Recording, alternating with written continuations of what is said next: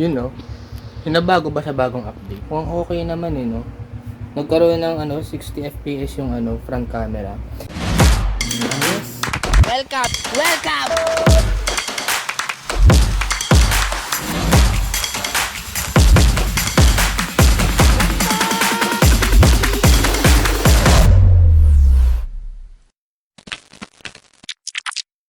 So yun nga mga men, magpo-photoshoot tayo. Another concept, mechanic concept naman. I-photoshoot ko yung kaibigan ko.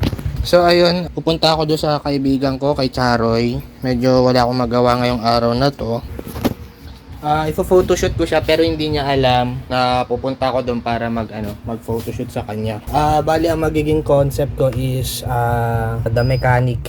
Actually practice lang naman, magpa-practice lang din para makakuha lang din ako ng idea. Ma-exercise ko rin yung photographer ko. I mean, for being a photographer. Hindi naman ako professional photographer, but then at least for these activities na mga ginagawa ko is kahit pa paano napapractice ko yung sarili ko, napag-aaralan ko din yung camera. Okay rin eh, no? So yun, papunta ko ngayon doon. Try natin kung ano yung magiging kakalabasan ng mga litrato na makukuha ko. So wala namang dito bahid kumbaga para sa akin, training grounds ko ng ginto. Parang naisip ko lang kasi kanina, piniem niya kasi ako na kung wala akong gagawin, bisita daw ako sa bahay nila. Sabi ko sige, tapos parang naisip ko, ba't di kaya ako gumawa ng isang concept for photo shooting. So ayun, on the way na ako doon. Kapit lang naman yung pupuntahan ko, kabilang barangay lang din naman. Ayan, let's go. Lobas na mat. Walang araw kasi ginagamit eh. Ay gagi, wait lang. Mga lights ko pala. Kinuha ko yung mga accessories ko gawa ng, kasi medyo madilim yung spot dun sa kanila. Kailangan ko ng lights. Wala pa akong masyadong decent na lights. Ito lang gamit ko, ring light. Kahit pa paano makakatulong din to sa lighting ko. Para hindi ako masyado nag-a-adjust ng ISO. Kasi ayoko ng sa totoo lang, yung ISO kasi yung gamit ng ISO, basta yun, malalaman ko na lang.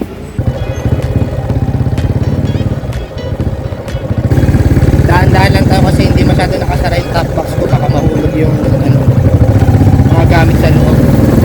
Sana hindi masyado traffic.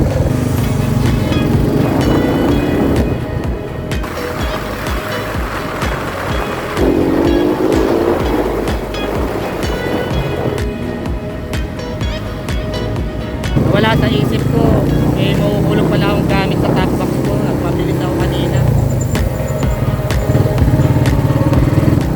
Medyo malapit na rin ako. Ay tangin na, nagbabaklas ka.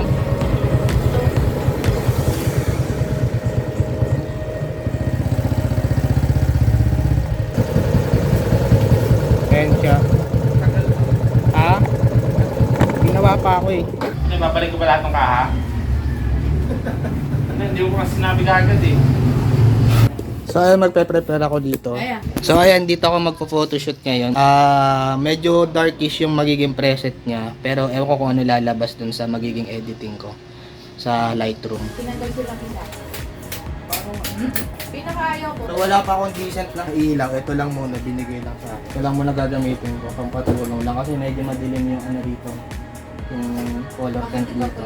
Gulo ko no, gulo ko dito. Tulong check.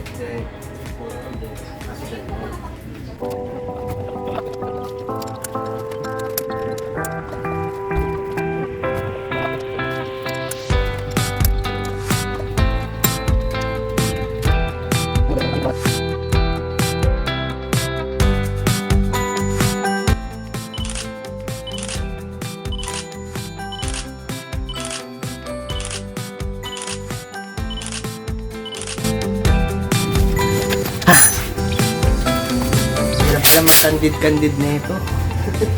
Masakit sa likod.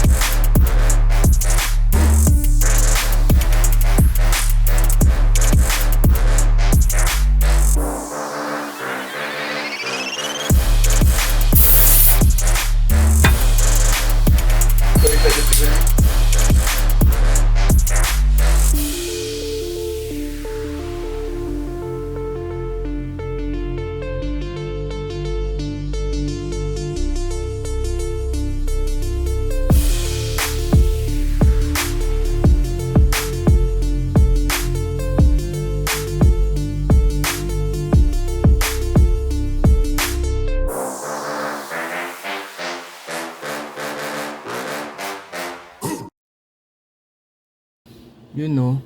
Okay na ba exposure natin? O, okay naman na exposure eh, no?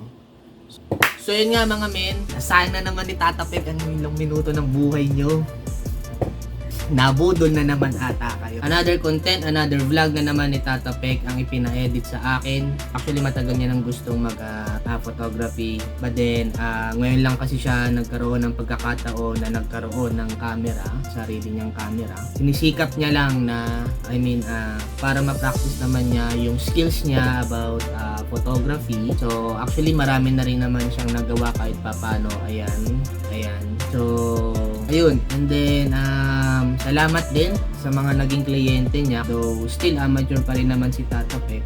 Actually, very thankful si Tata Pek sa mga naging kliyente niya. Especially sa mga una niyang naging kliyente because of they are part of his milestone or stepping stone in the photography industry na pinasok niya. Isang malaking karangalan or it's a privilege for him para kay Tata Pek yung mga ganong projects.